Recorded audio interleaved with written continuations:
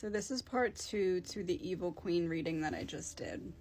I just recorded an almost 10-minute video, and in smack dab of the middle of it, my alarm went off, and I didn't exit out of the video. I just swiped it and kept talking. The entire second half was in mute. So I'm just going to kind of summarize what came out because it's too good to not share. So the Evil Queen's plan. The Evil Queen's plan was to create a stable foundation in which everything felt cool, everything felt secure, everything felt at ease, but there was underlying dis-ease, but it was made to feel to you like that was normal. Like if you resorted back to just being neutral, there would still be underlying issues that were being swept under the rug and ignored and pretended like they weren't there. So get you comfortable in that way, and then create scenarios or situations in other areas of your life that started to cause you to kind of be in a state of flight or fight or freeze. And keep that kind of happening in cycles, but being the one to step in and fix those problems or help with those problems.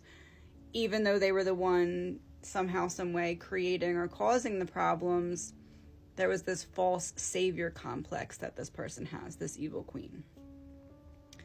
So there's then this wave that comes next after this of kind of digging a little hole and then planting a seed and then ripping the seed out, because the intention was to dig a really deep hole in your psyche or in your heart space, but have you not even recognize that it was happening. So do it in little bits at a time. This was likely done through some forms of black magic or extreme emotional manipulation or narcissistic abuse from the evil queen.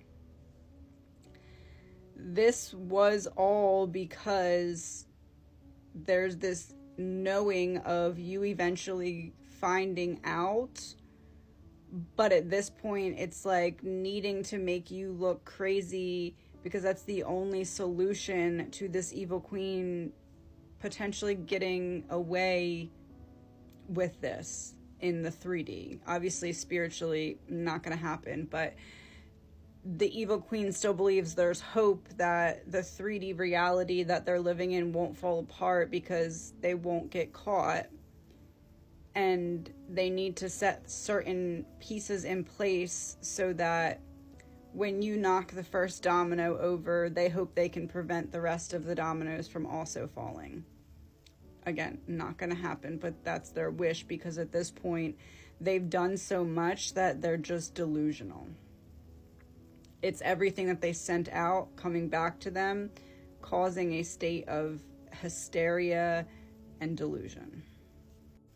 It was all about taking your light. It was always about taking your light. It was always about this karma swap attempt that was never going to work, because they had to get you so low in vibration from such a high perspective and such a high level of divine protection that the plan was always delusional, because it was never going to work.